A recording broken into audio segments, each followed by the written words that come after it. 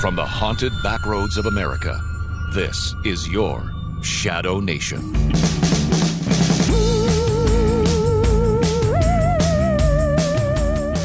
Welcome back, listeners around the world. From the cornfields of Indiana, America, here I am, your host, the Ghost Man, Sean B. Sean Burris, in the studio. We're going to rock it out tonight. I hope you got your rocking shoes on, because we're going to do it right here in studio. That didn't sound good, did it? No, we're going to get it on, because tonight we have cult classic actor Mark Torgl, of course, from the Toxic Avenger. I grew up on that, so it's going to be cool. Get ready for that. And then after, we'll be talking aliens. Dr. Stephen Greer, the troubles with our skies and governments. What are they hiding? We want to know. Maybe we'll find out at the end. St. Valentine's Day, come and gone. We're going to talk about that. Okay, guys, without further ado, tonight's guest is Mark Torgl from Toxic Avenger Return to Nukem High, the IM2, and of course his new project, Toxic 22. Mark, welcome to studio, buddy. It looks like you have a blast. Everything you've been a part of. Oh. It's just a blast. Oh yeah, it was a real adventure, and it all started like 5 years ago when the Mad Monster Party convention contacted me on my home phone, which I usually don't even answer. But for some reason I answered this, and he was like, "Is this Mark Torgl?" And I was like, "Yeah, who's calling?" What are you selling? And he was like, "Oh my God!" He's like, "I run this convention, and we want you in it, and your fans are going to show up. They want to see you." And I was like, "Okay." I'm in. So I said, "Well, send me all the information." So, I mean, they really made it worth my while. They flew me out there. They put me up.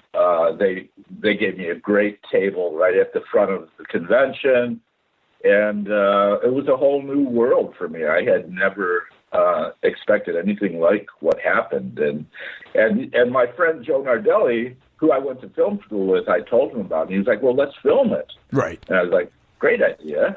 Come along and film it." And that's how it all started, making Toxic 22. Mark, did you know before you went out to the con that you would, of course you said you already went to film school with Joe. So he contacted you before and he said, "Hey man, not only is this going to be your first con, but we're also going to film this thing if you're cool with it." Is that how it went down, or did he come at you with that, like weeks before or months before the convention, or what? Oh, well, it was months before, because we're friends.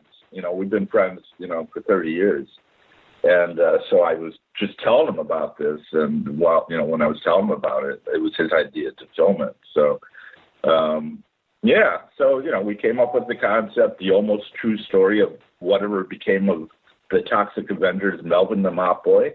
And I think one of the big things, Mark, with you is you're so down to earth. I want to know everything. How you got started, where you grew up, what was your inspirations, everything, man. Lay it on me. I want to hear it, and so do the fans. I went to Michigan State University, where I got involved in a film class.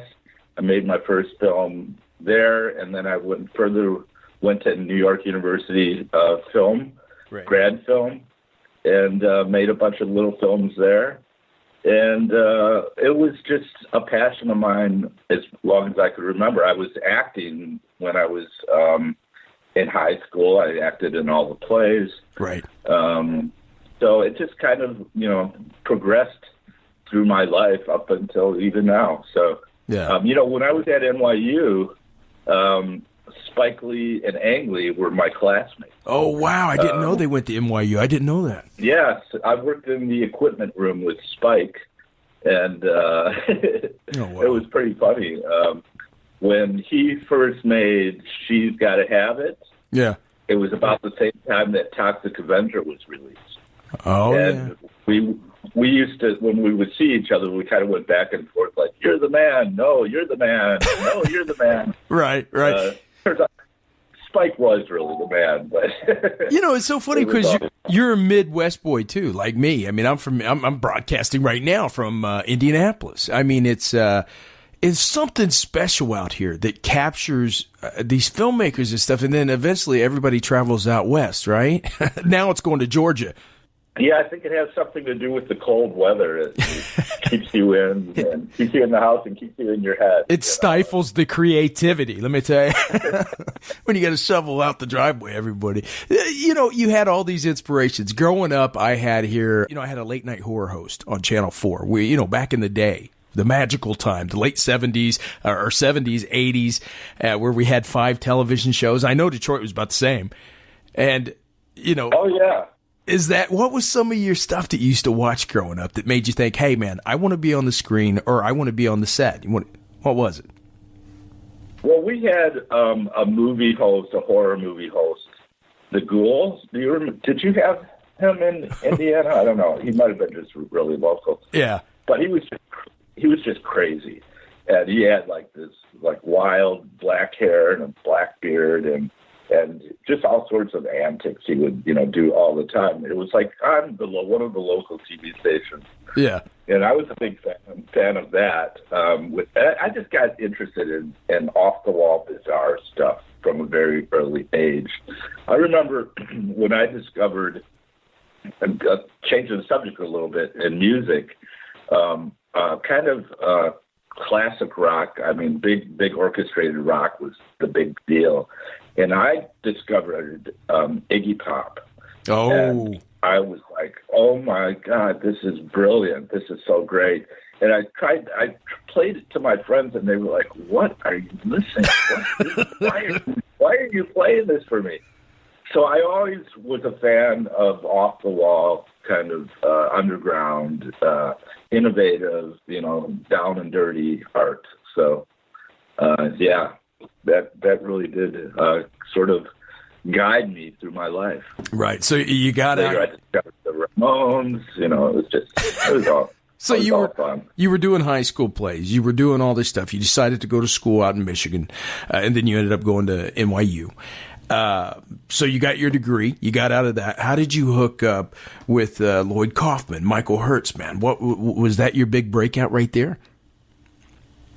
Pretty much. Well, I was in school at NYU, and they're based in New York, and they put a job notice up on our job board that said, come and work, for the film department, come and work on a real film, a real feature film. You won't get paid like you would on a real feature film. Right, but you'll get great experience. Yeah. So I went out to the Troma building and interviewed with Lloyd and Michael. It wasn't really much of an interview because they took anybody that was willing to work for free. Yeah. And they were like, oh, you go to NYU. What do you want to do on this film? And I said, well, I'd like to be the script supervisor because then I could work with the director. And they're like, okay, you're the script supervisor. What else do you want to do? You just said, I'd like to get paid. Oh, sorry. I mean, I should have said, can I direct? Oh, yeah, absolutely. Because they were going to let me do anything I wanted. Yeah.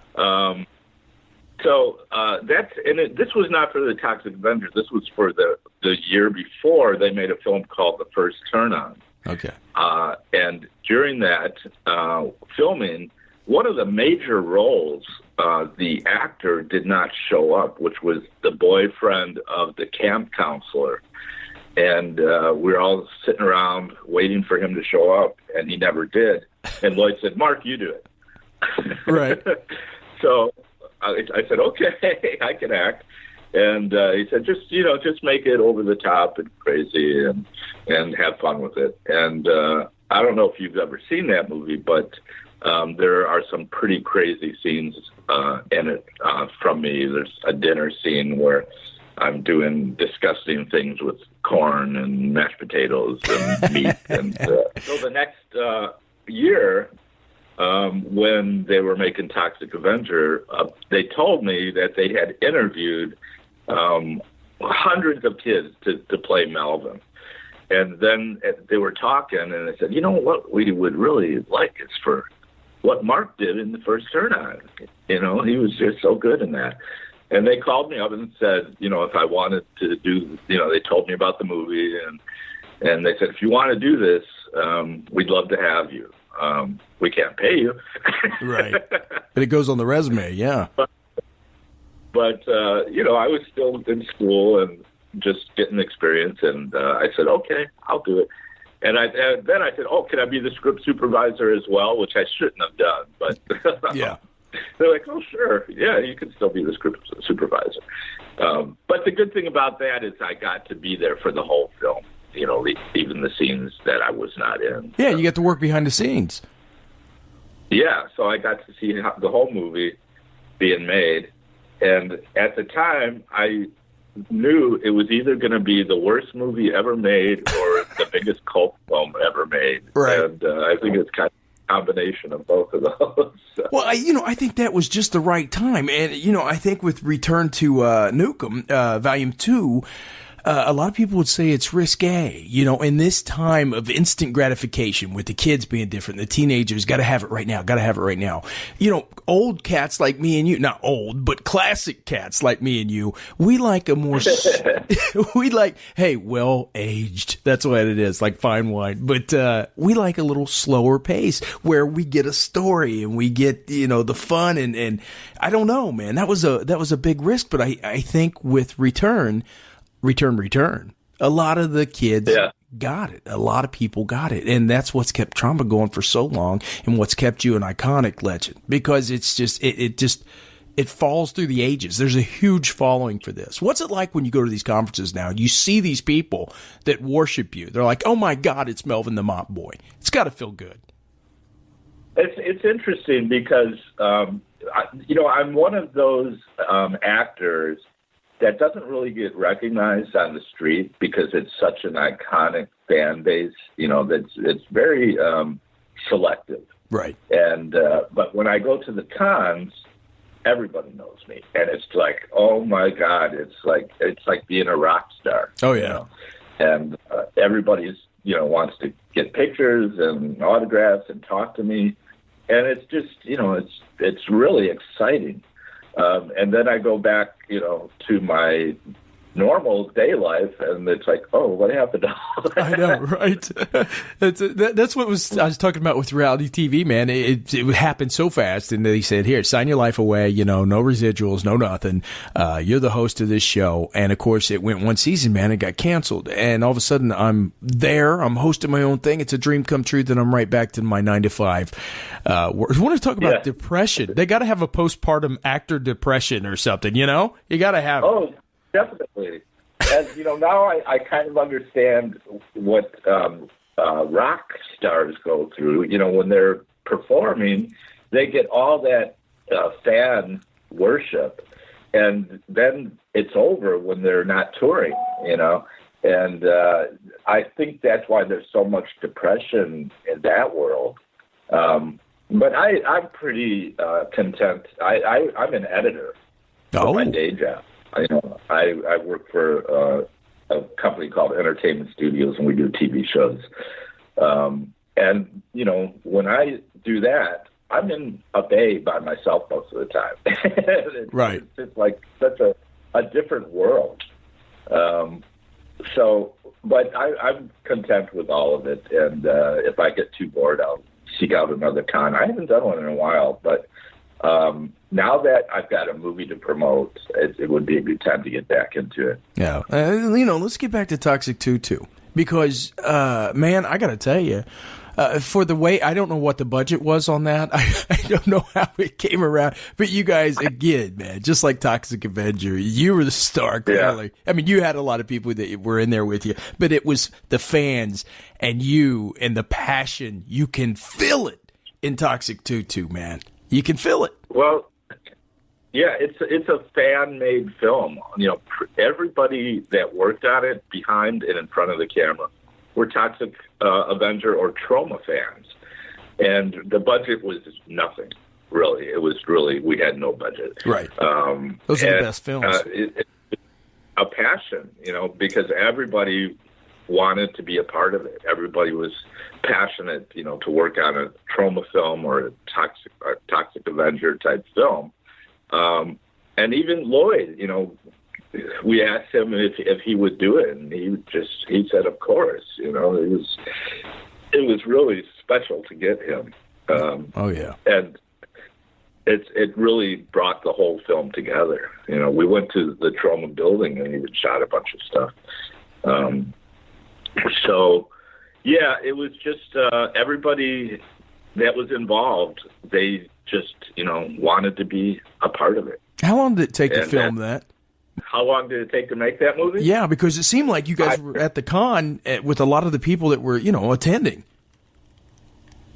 It took from beginning to end editing 5 years. Wow. And yeah, well, for one thing, it was like Joe was in New York, I was in LA. Our backdrops were primarily conventions, so whenever I was able to do one, that's where we did a lot of the filming. And then we filmed a lot in Los Angeles. We filmed a lot in New York. And we also had a contingent of fans in the South, like in Virginia. Right. One of my associate producers, Derek Young, was really prominent in getting all those wrestlers involved. Oh, yeah. And I think that's also an interesting element of the movie, because wrestling fans are kind of the same as horror fans, and there's some iconic guys in there like Jake the Snake and the other ones. Oh yeah. So he was really helped us get those guys, and he was also Derek was also very helpful in getting us the distribution deal, because he worked with this company before. And he's made a couple of films.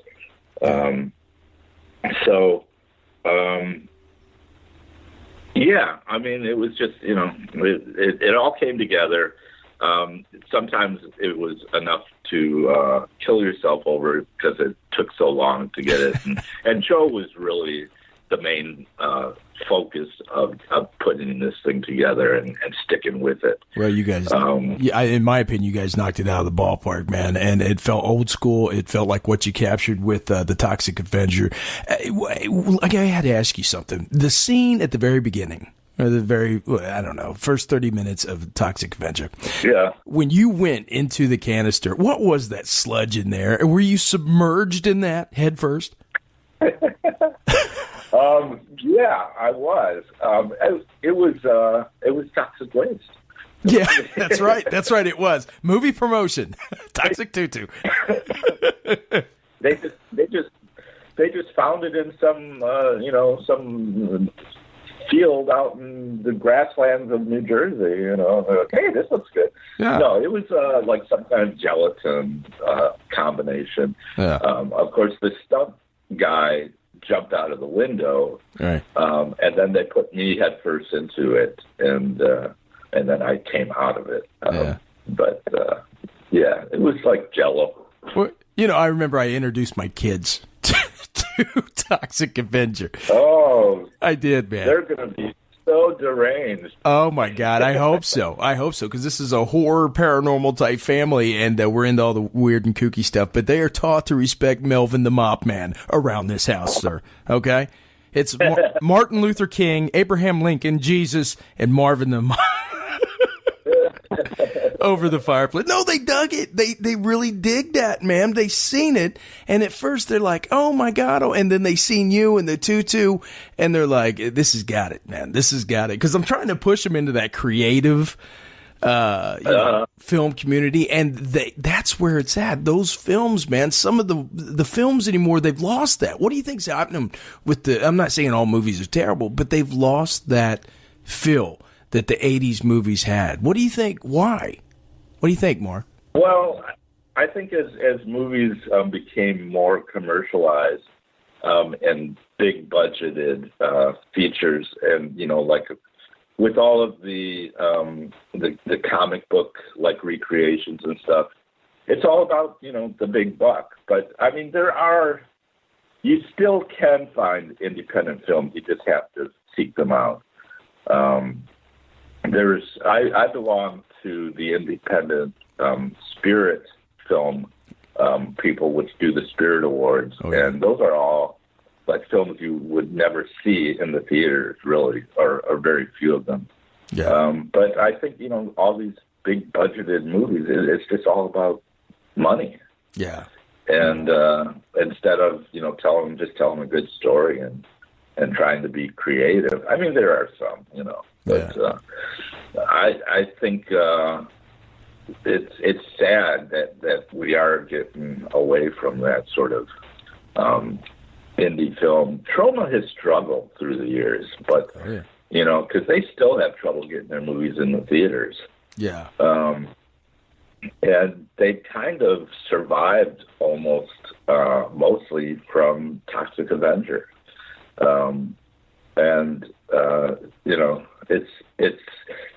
They're doing a Hollywood. Speaking of Hollywood, they're doing another remake of Toxic Avenger that they've been trying to do for years, and Lloyd is going to be producing it.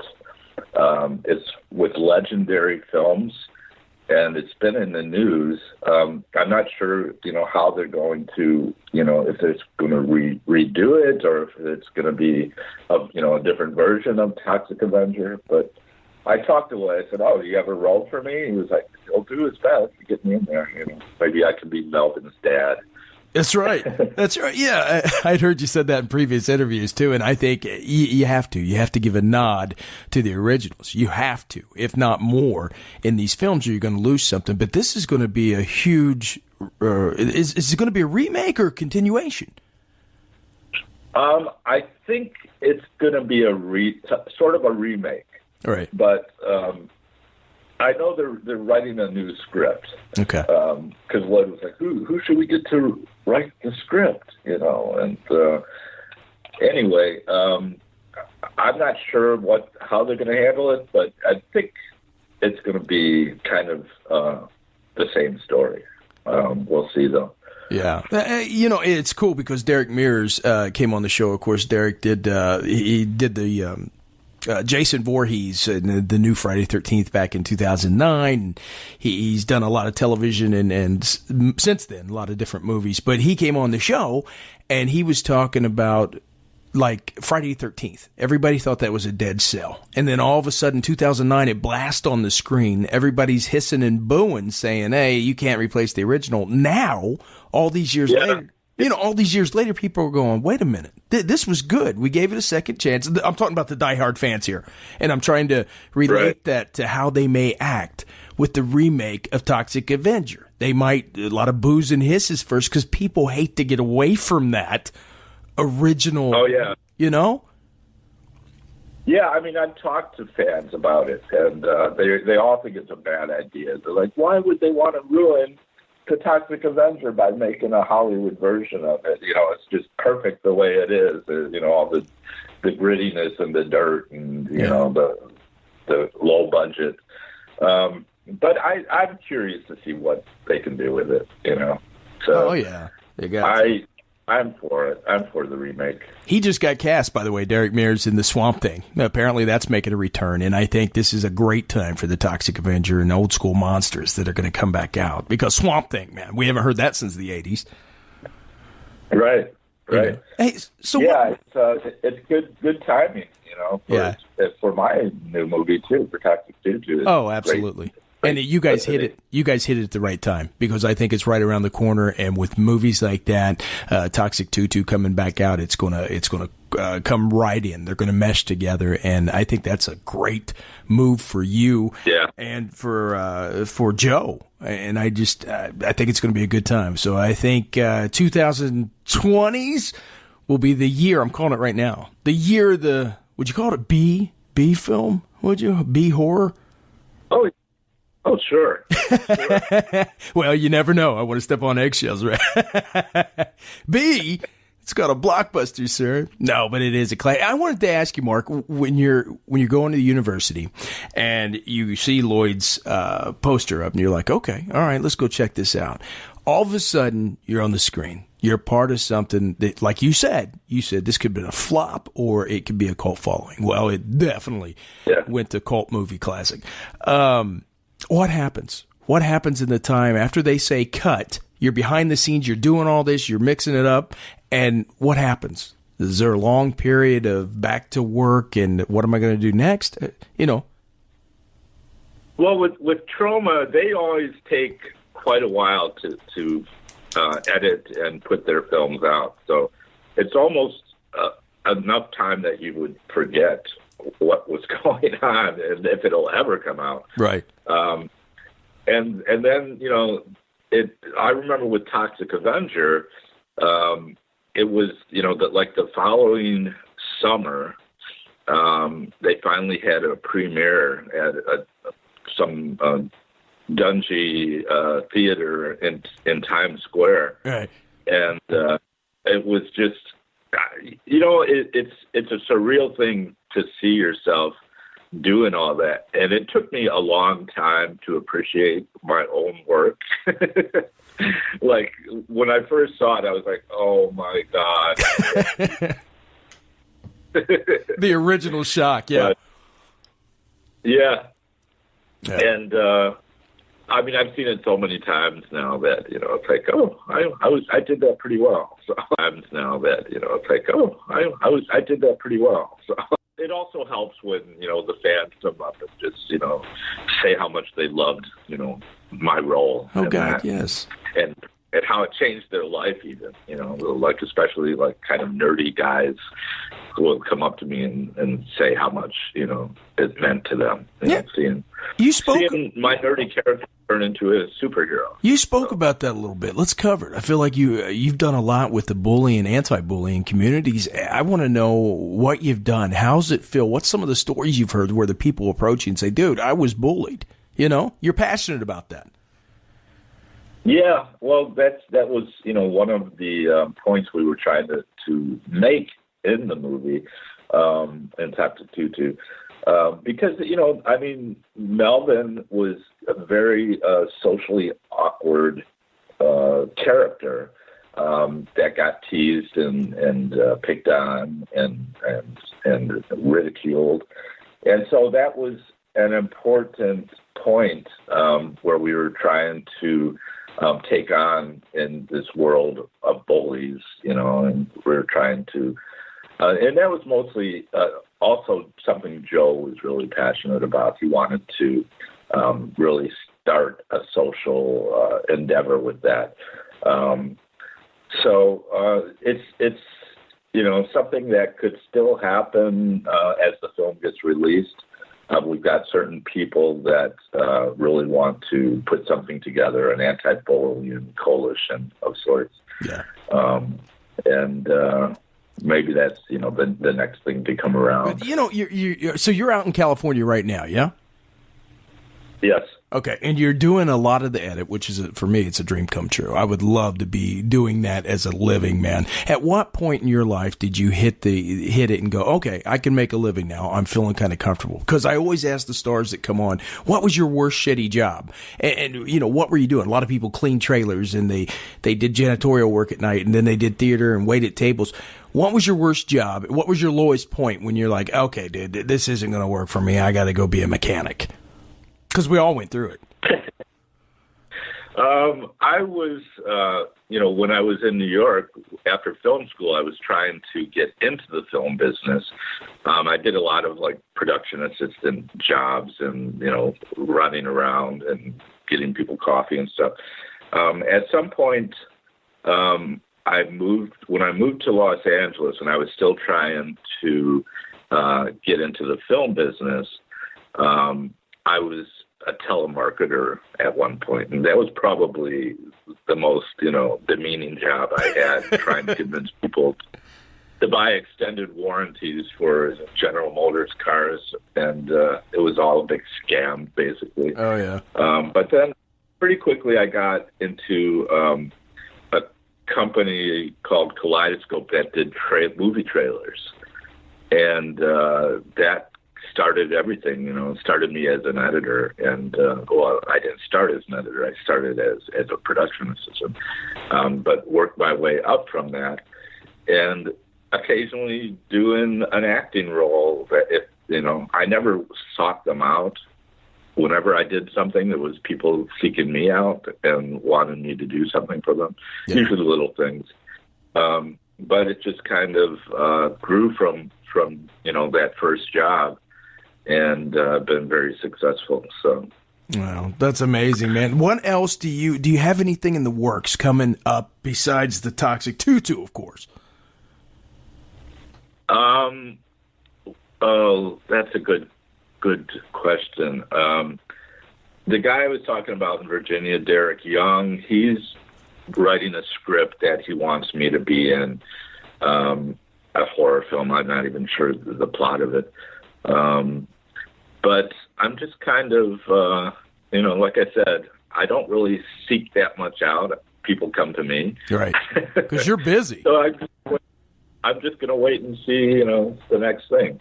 I think once Toxic Tutu is out there, I might be getting busy again as far as acting. Oh, yeah. And if that doesn't happen, I'm still creating TV shows. So, it's all good. Well, Mark, I got to tell you, man, I love you, brother, and I support everything you do, and I'll definitely be pushing Toxic Tutu because thanks to you, I got to see just a little bit of it, and it was amazing, and I think it's going to be terrific. What day does that due out? Well, you can actually get it. You can get a DVD now. Okay. At chemicalburn.org, or you can pre-order it on Amazon, but it's going to be streaming everywhere in early March. It's if you want to get it early, you could go to chemicalburn.org and purchase a DVD.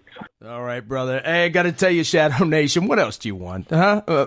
Marvin the Mop Man from Toxic Avenger. Return to Nukem High. And, of course, Toxic Tutu. You got to check that out, guys. And you can go to chemicalburn.org and Amazon to get it right now. Get the DVDs. And, of course, early March, streaming everywhere. Hey, this is William Catt from The Greatest American Hero, and you're listening to Shadow Nation.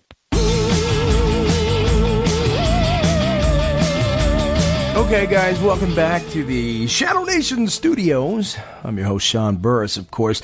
And I gotta tell you, man, that was amazing. Mark Torgl, he's an amazing guy to talk to. He's down to earth. He's a comedic genius. I love what he did with Toxic Avenger. And that really set, I wasn't kidding, that really set the way I looked at horror comedy together with that mix. So that was a big thing. Guys, I wanted to, there's a lot of stuff going on because I cover the paranormal and I cover horror on this nutty little show I call the Shadow Nation. But, one of our buddies over at the SJW Skinwalker Ranch Facebook page, they drop a lot of cool stuff, and it's a lot of stuff I've covered over the years with Nate on this show. I love the stories because I've researched, I've covered closely paranormal and UFO phenomena. I've been watching that new series on history. You guys been watching that? The Project Blue Book, and it's based on Professor Hynek from the Ohio State University. The military, United States military, actually assigned him to investigate thousands of unexplained phenomena in the sky, UFOs, if you will. And it covers it amazing. And I feel it's Littlefinger, of course, from Game of Thrones. Amazing actor. And it truly captures the feel from all of us that love the paranormal. He goes out, and of course they Hollywoodize it, but this cat really went out and had the opportunity, paid by the government, to go out and check these things out. And of course, a lot of Professor Hynek started out as a skeptic, turned into a believer after researching this. He did many books, he testified before Congress and everything else, and I just think it's amazing, guys. So if you haven't checked it out, Project Blue Book on History Channel, I think we're about 4 episodes in right now, and wow. We need more of this. We need more to show the world, I think, because I believe full disclosure is coming. I really do. I think the government's preparing us from last year with Louis Alexandro from the Pentagon department that did not exist, the Aerial Threat Phenomena, AATIP. It's truly amazing. Then the Pentagon releases 2 videos. The pilots talk about it, how these things defy gravity and the laws of physics and everything else, but nobody will come out and say UFOs are real. Elizondo, all he said was on CNN interview is, we may not be alone. My personal opinion, we may not be alone. Now, if you guys know anything, any previous government official, that's huge. For them to even say anything about it. Usually, no comment. Here's a video of a flying saucer, defying gravity, defying laws of physics. What do you think, man? No comment. But here's the video. So, and he went on and he said, this technology is not known to us. He did everything but lay it out for you because the guy wants to be taken seriously. And I know a lot of the ufologists that we've had on the show from MUFON and a lot of people that have written books about this phenomena, they will not say aliens because immediately you think little green men, which apparently bust the whole thing, and you're with Bob in the trailer park. Not Bob the alien that's here in studio. My 7-foot-tall gray alien friend. You're actually with Bob eating Lay's potato chips, drinking a case of Pabst Blue Ribbon in your lawn chair, and automatically abducted by little green men. So, it's just, I think it's coming up on us. I don't know what it's going to do. I pray it's coming. The answer, at least say UFOs exist. If you don't want to tell us we made contact, we've interrogated them, we've had them here, we're friends with them, just say, yeah, we have things in the sky we don't understand. That's enough to do me until I'm dead. I mean, it's taken this long. So if I can just hear it in my lifetime, I'll be happy. So anyway, guys, let's get to this story because I think this year I'm going to get this cat on. Dr. Stephen Greer. Amazing. He's the director of the Center for the Study of Extraterrestrial Intelligence and the Disclosure Project, of course. We've had a lot of great ufologists on the past. Stephen Bassett, Nick Pope, one after the other, Dr. David Jacobs, that have talked about these things. And we went deep into the questions on this. And a lot of them, like I said, want to stay away from little green men. They want to say, it's UFOs. That's what Stanton Friedman on the show. He's as close as I got to saying, yeah, they're real. I don't care what you think about them. This is what it is. So, and of course, Robert Bigelow. When Robert Bigelow did that 60-minute interview, amazing. I look at his eyes every time. I look at his eyes, how they shift, his facial expressions.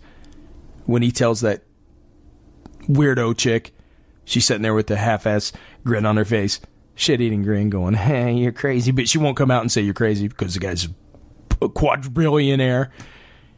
He's out of this world with his money. It's funny how you can, if you're high status, people look at you differently. You could say, the grass is blue. And people will be like, well, you might have a point. But he goes on 60 Minutes and he says, I don't give a damn what anybody thinks. It's not going to change the way and the things I've seen and the way I look at it. And she goes, where are the UFOs? Where are the aliens? Something like that. Kind of sarcastic, smart ass. And then she kind of giggles. And he responds, he's right underneath your nose. When you realize it, you're like, wow. It's right there. How do you leave us hanging like that? Robert Bigelow's there. I know if you're good at something, don't ever give it for free. If you have information, don't ever give it for free. But come on. The cat's made lots of money. Just tell us. Just tell us if you know. He spent more money on the research. He said it. That he spent more money on researching this phenomena. He's worked with MUFON. He's worked with the FAA to get these reports. He's worked with NASA. This cat clearly knows. He used to own the Skinwalker Ranch. Now it's owned by some elusive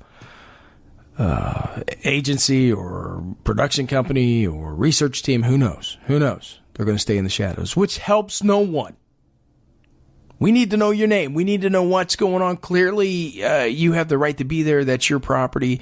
I don't believe anybody's going to kill anybody over this. We know it's there. People around the world know it's there. It's time in one voice to say, stop. Tell us already. Your secrecy is not helping. It's not.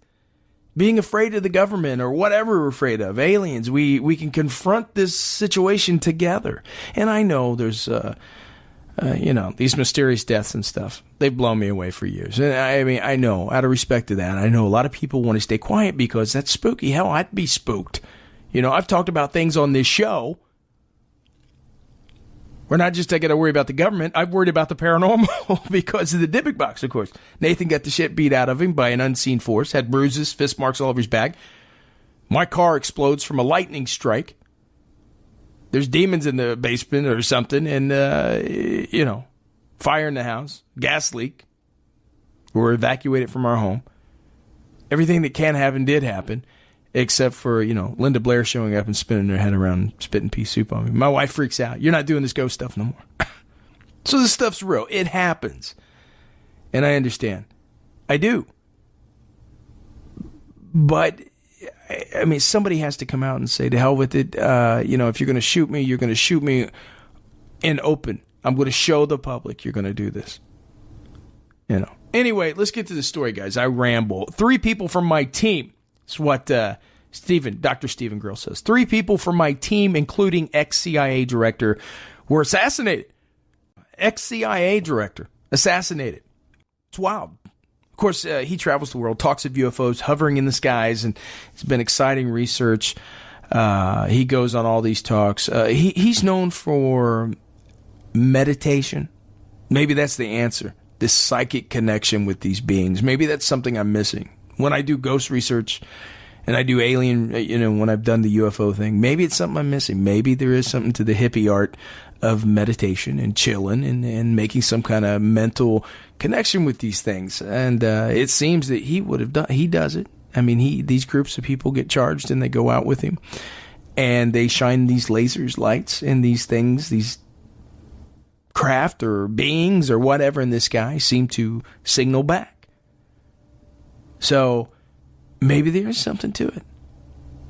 Anyway, are we being watched from above? That's what this article says. And are we ready for encountering the unknown? Anyway, they asked Dr. Greer, the director, of course, the Center for Study of Extraterrestrial Intelligence and the Disclosure Project. So anyway, they say, Dr. Greer, you say that we're not alone in the universe, yeah? And there have already been many contacts between us and the aliens. You got to admit, though, that for most people, this claim's pretty far out. That's what the interviewer says. And Dr. Greer says, well, that's a great question. And in fact, that has happened. If you look at, there's a documentary that's just been released, plug, in 2017 called Unacknowledged, which was actually pretty damn good. I liked it. It's the first word in unacknowledged special access projects, which is a term used in military in the United States for very top secret projects dealing with this UFO phenomena, the extraterrestrial issue. And in this program, apparently, you see 950 top secret military personnel that come forward with the testimonies and documents and photographs of things they've seen. I've seen an air traffic controller. One guy was in there. He talked about how the CIA or Men in Black or government came through. We want your paperwork. Whatever you just witnessed, we want everything involving that. We want it now. Lock the doors. I don't see why these people would lie. I mean, I'm sure there's money to be made in it. The guy's got to eat. But I don't see why they would lie. It makes them look, people still get poo-pooed on for the. I've had it happen to me with non-believers, with paranormal and stuff like that. Everybody's looking not to be fooled. There's a lot of charlatans out there, a lot of fakes. I mean, I understand. I get it. But I'm not going to sit there and deny something that I've seen, that I've felt, that I've experienced, that I've heard. But I think people are more comfortable thinking grass is green, sky is blue, go to work, come home, sleep, have sex, eat. Wait a minute, I might have got that wrong. One of those. It's maybe not in that order. But then you wake up and you go to work and wash, rinse, repeat. Right, guys? I don't want to live in a world where things are that simple. I don't... Who in the heck? We're floating on a marble, a blue, beautiful marble, floating in an abyss of darkness, magic, if you will. And we know everything, right? We're the center of the universe. We're the center of the universe until we're not, right? Anyway, he says, we've done analysis. We have done analysis on extraterrestrial biological specimens. And there's evidence that we're being visited. And frankly, and of course, Louis Elizondo said it as well. He didn't say we're being visited. He said we may not be alone. These craft exist. Everyone in his very high-ranking classified projects knows this already. That's what he's saying. The public hasn't been told because they wanted to keep these secrets for reasons of technology and economics, basically. It's just, and it makes sense. They talk about, can you imagine if everything, apparently these beings, they have all this technology that has existed for years that basically virtually could eliminate all our power sources, all our food, the way we grow things, energy clean and cool. And apparently they have all the answers to bettering man and womankind. But the aliens won't land and tell us about it. There's a good reason. Widespread panic is what we're told. And they're partially right. Joe Bob in the trailer. Well, first thing he's going to grab is 12 gauge. The religious fanatics, I say. There's a difference between being religious and religious fanatics. Religious fanatics immediately will say, the demons have arrived. They came for our soul. Antichrist. They're trying to fool us. I mean, I think they'd do that to Christ, Jesus. If he appeared today in the sky and came down, they'd shoot. Fire!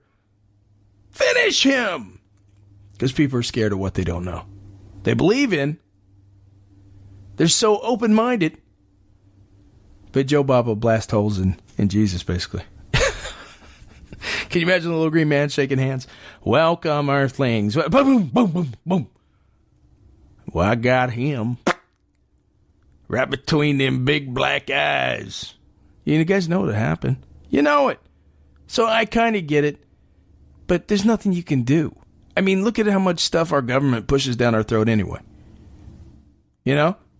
What can you do? What can we do? As citizens, you don't do nothing. You can protest, you can burn flags and signs, and, well, hell no, we won't go. Hell, but at the end of the day, there's a structure, okay? There's an illusion of this freedom, which we are free. We're free to go to work and come home and pay bills. Yeah. Or be homeless in the streets. It's kind of like, you have a choice. You're free to make a choice. Jump in shark-infested waters or stay stranded on the island. The choice is yours. You have freedom. You guys get it? Nah. Some of you might. But that would happen. If aliens landed today, Joe Bob, right between the eyes. Got him real good, Ma. Back to the trailer in time for Jerry Springer. Or the Murray Povich show. Murray. Oh, that's Jerry. They got that on the break room all the time at work. Well, Murray, the baby's not mine. That's another thing. I digress. I'm jumping off topic here. When did Maury Povich... Because I remember the day when the Maury show had paranormal investigators on during the Halloween season. They had different topics that my house is haunted. I remember these. I remember tuning into some of this. And they would have other stuff too. I had a baby with 3 heads. Stuff like that. But now it's straight up DNA. Whose baby is who? And the guy's rich. Where do I get this? Sign me up. I'll wear a sweater and a collared shirt every day and cross my legs all fancy boy-like. Drink a bourbon. Smoke a fine cigar. Huh? I'll do it. Where do I... Sign me up. Where do I do this? The guy gets to sit in a chair every day and go, you are not the father. And then the asshat jumps around and goes, oh! And they play music in the background and, let the guy dance to it. Like it's a rave. And then Maury sits there and goes, oh, I'm shocked at this. What are you playing music for the guy to dance to? Huh? And then you have the girl there. Been on like 20 times. Can't find the father. Then you have this poor kid sitting in a chair with these sad eyes. You guys know it's all fake, right? It's fake. God, I hope it's fake. It's scripted. Anyway, I get off topic, but yeah, Maury, come on. Murray. Let's go back to real talk show stuff, because now that Jerry, I guess, got canceled or he jumped down, I mean, I get it. I want to check too, if that's all I have to do. If the good people of planet Earth just want to be blasted with shit every day, I'll do it. Murray doesn't even have to do the test. He literally doesn't have to go to the lab and do the test. There's some scientist over there going, hold on, Murray, we'll have these results back to you in 5 minutes. Shaking the tube. Runs it out to Murray. He just sits there with his legs crossed. You are not the father. You know. Anyway. So Stephen Greer, guys, he's doing this. The public hasn't been told because they wanted to keep these secret for reasons of technology and economics. I get it. I do. It would break everything down. It would break religion down. Wonder if they came down and said, we are Jesus. We are your creators. Right between the eyes. Got him, Mo. Anyway, the secrecy has really nothing to do with the quote-unquote aliens. It has everything to do with the geopolitical power and money. As usual. We're going to get the geopolitical power and why we're covering up the aliens because of that. But still, wouldn't you expect an event of this cosmic magnitude to be pretty much impossible to cover up? It's a big fat question mark from the interviewer for him. And then Dr. Greer says, it hasn't been. I mean, one of the interesting things, at least in the United States, in most countries, more than half anyway, people believe we're being visited. 65% of the public believes in intelligent life out there. Out there. It's not here. It's out there. Anyway, in fact, 43% of Americans believe that we're currently being visited actively by non-human advanced civilizations. I dig that. I like that title. Might use it. My job, that's what Dr. Greer says. I'm an emergency doctor trauma, but I left my medical career to expose this big cover-up.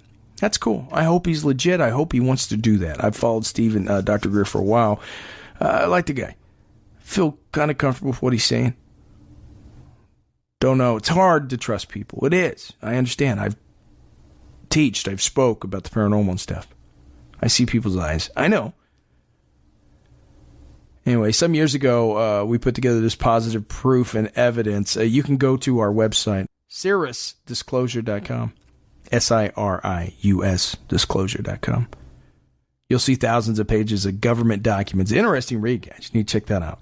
Even if you don't go to his website, check out the government documents, top secret military testimonies of the facts. So the interviewer says, so according to your words, man, there's special organizations that keep a lid on the UFO story. But surely aliens would not just stick to America if there are out there.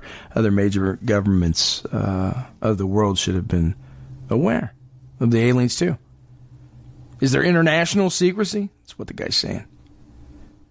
Dr. Greer says, there is. It's a transnational organization. So let me, I guess Men in Black, shadow government. So let me make a distinction between international, something like the United Nations, and transnational. Of course, you guys don't need the distinction. So he says, in fact, secrecy on this issue has been maintained by a cooperative entity that is multinational and transnational for many decades. Yeah. Crown jewel, though, apparently, of the activity on this subject has been the United States because of the technology and just frankly the macroeconomic clout that the United States possesses. The interviewer asked the guy, all right, tell me this. If the story is kept so secret that even presidents are not informed about this issue, because Dr. Greer said they're temporary employees. The president's looked at it as a temporary employee. Strictly need to know. They won't tell him. These shadow government or Men in Black, whatever organization that is. So he's not even informed about the issue. But the interviewer says, why are you still here? You know? You've been talking about this stuff for years. You're making your videos. You're doing these tours. Why are you allowed to make documentaries that stream on Netflix? The CIA has killed people for way less than disclosing a huge government cover-up. That's what the interviewer says. He says, yeah, this is what Dr. Greer says. Yes, and there were 3 people on my team who had been assassinated, who had been helping me, including a former CIA director, and I don't want to go into that right now. That's what he says. He doesn't want to go into that right now. However, we have systems in place to protect what we're doing. I have a lot of information that if something happened to me, I have a lot of information that if something has to happen to me, it would hit the internet and would be catastrophic for those folks. That's just something we put in place about 20 years ago. Anyway, his view is there are people in the Pentagon and CIA that I've dealt with who are very much in favor of disclosing this information. So this is not a monolithic us versus them. There's a huge number of people who are on the side of bringing the truth out. So there you go, guys. Wow. Yeah, he doesn't want to talk about it, Dr. Stephen Greer. I guess I wouldn't either. But Dr. Greer, I got to tell you, I think it hurts people more by not telling them. Tell us these people. Tell us how they died. Tell the truth. Just tell us. I'm calling for disclosure, full disclosure on what you're trying to say.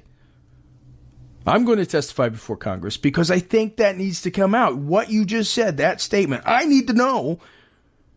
I mean, I'm confident that my government, that every government has people snuffed out. I mean, there's a lot of threats out there. There's a lot of good people too that have probably gone. I don't know. I haven't seen it. In my mind, yes, absolutely. But who knows? So anyway, full disclosure, Dr. Greer, I want to hear your story too. Full disclosure. I'm not making light of it in any way, but I want to hear the facts. I want to hear what's going on. Am I safe? Help me out.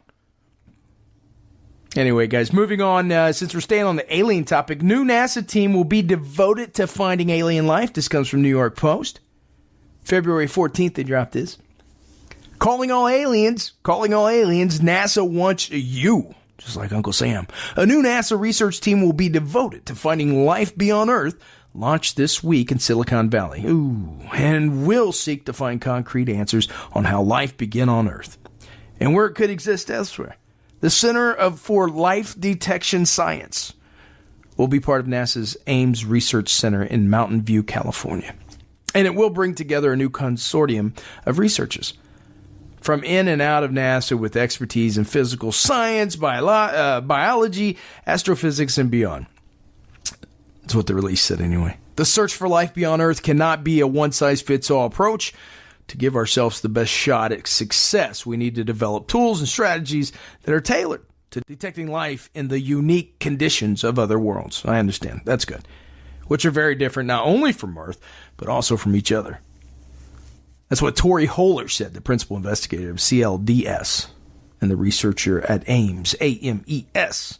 We now have the scientific and engineering expertise to address this profound question. Are we alone? With the clarity of scientific evidence, and we have a great community of scientists ready for the grand challenge. So anyway, guys, they got that together. They're going to be joined by teams from Georgetown University and the Georgia Institute of Technology. I love it. Let's do it. Let's get everybody together. Let's make a world effort to come out. And who better to read to do this than NASA? Yeah. Anyway, guys, I wanted to talk this week. Not only we have amazing guests on, we got to talk about the Toxic Avenger, which is classic. Then we got to talk about little aliens. I got to throw that in there every show. You guys know I'm a paranormal nut. Done this all my life. How am I not supposed to be? Oh, I wanted to tell you guys. So I got Stacy, the wife, got me a DNA test from the good people at 23andMe. 23andme.com. Free plug for you guys. You want to send me some money for the show? Great. Awesome results, guys. It came back. All my life I was told I was Dutch Indian. Something like that. Dutch Indian English. But I spit in the tube, right? They send you the tube. You fill it up with spit, which is kind of hard, by the way. I mean, you can't drink nothing. You can't eat nothing for 30 minutes before. And you have to fill this tube up. And I'm not just talking one or two spitting. You got to spit probably 6 or 7 times, unless you're just a saliva factory, which I am not, apparently. But I filled up this tube. You push the top down, and water comes in and mixes with that. I don't know if it's saline or whatever preserves the DNA inside your spit. And then you seal it with their tape, and you send it in. And it took every bit of a month to get my results back, but it did come back on Wednesday. So it just happened. And, at that moment, I got the email alert on my phone. Your results are in.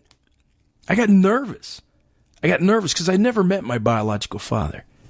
Couldn't tell you his name, couldn't tell you who he was if he sat next to me.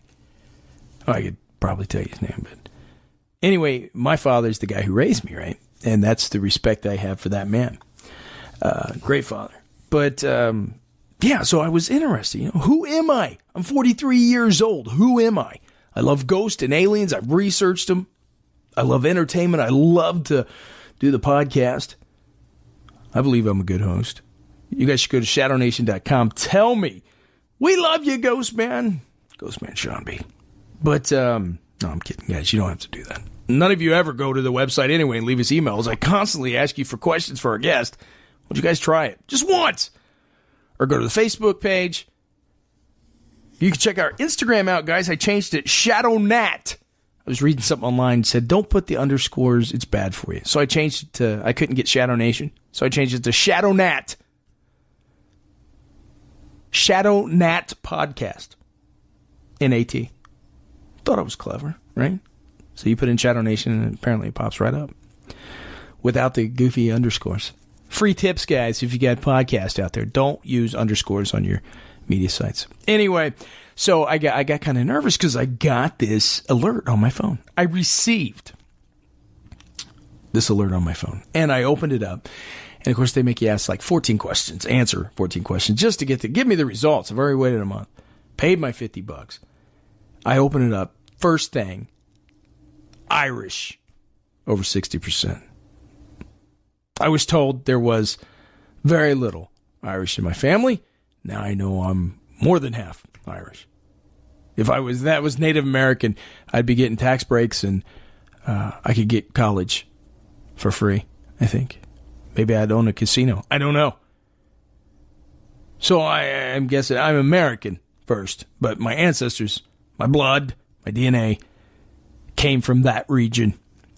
United Kingdom. Ireland. From Ireland. Huh? So I'm going to start learning how to talk. You know, it's funny because I've always been drawn, now I know why, to the Irish Fest and love beer. Love all kinds of beer, which good and bad. But I love the Irish music. I love the Irish people. It's a great tradition, especially American. I love America, and I love the stories about how, you know, we came over and built the communities, fought in the civil wars, and so it's a good thing. You know, I had that in me. I have some Finnish. I don't even know if there's a Finnish festival out there. Finnish people get a bad rap. There's got to be a Finland festival, right? What are they known for? Go to the website, guys, shadownation.com, where it says contact the guys. Shoot an email. Or email me, Sean, S-H-A-U-N, at shadownation.com. That's my direct email. Matter of fact, you could send these questions for our guest, guys, to Sean, S-H-A-U-N, at shadownation.com. Let me hear from you. And, yeah. So I opened this up. I found this out. So I'm Scandinavian, right? Finnish. And over 60% Irish. So you tell me. Pretty sure that makes me Irish. American first. Irish. Pretty cool, though. I thought it was neat. It breaks it down. And then at the bottom, it gets crazy. It says like 0.01% Southern Africa. And then 0.01% Congolese. I don't even know what that is. I think it's Congo. Congolese? What happened there? I burn if I'm out in the sun for longer than 20 seconds. Where's my Congo blood? Maybe you guys can tell me what Congolese is. I have no idea. Maybe it's back to, you know, what in Africa is supposed to be the cradle of life or something. Maybe they throw that in there. Oh, yeah, you're all supposed to come from, everybody on the planet is supposed to come from Africa. So 0.01. Anyway. That's my opinions on that, guys. I hope you enjoyed the show. I am back. And, of course, I think next week we're going to have Scott Grimes. It's subject to change. And after that, we're going back to the paranormal guys for a while. We're going to do the aliens. We're going to cover the paranormal on this show. It's come that time again. Hey, I wanted to bring that up to you because Valentine's Day just passed, right? And not a lot of people knew. St. Valentine, he got like his head chopped off or something. The guy died like a horrible death. Right? And he's the vision of love. Maybe that's it. Maybe that's why a lot of divorce rates are skyrocketing finally in the end. I mean, the guy died. He's the patron saint of love, lovers' hearts, right? St. Valentine. Starts out as love and arrows, and then he was beaten to death and beheaded. That was long before divorce court, so that was probably their divorce court. St. Valentine's got married and stuck a chick with an arrow. I don't know. And then he was beheaded and beaten. Da-da-da. Love you. Anyway, guys, I hope you had a great Valentine's Day. I hope you enjoyed the show today. And I'm going to wrap it up, America, and listeners around the world. So good to be back. And I'm going to take this opportunity to say special thanks to all our homes, all our sponsors, Spreaker. The world's listening. How about you? And, of course, our good friends at Creative Zombie Studios. Everything you need for the podcasting world. Check them out at creativezombie.com. And, of course, our good friends over at the SYL Project. Give, share, everybody needs some love. Check them out at the SYLproject.com. And here we go. I'm back from the haunted back roads of America. This has been another exclusive Shadow Nation interview. Don't go changing America. You know I won't. I love you. Good night, everybody.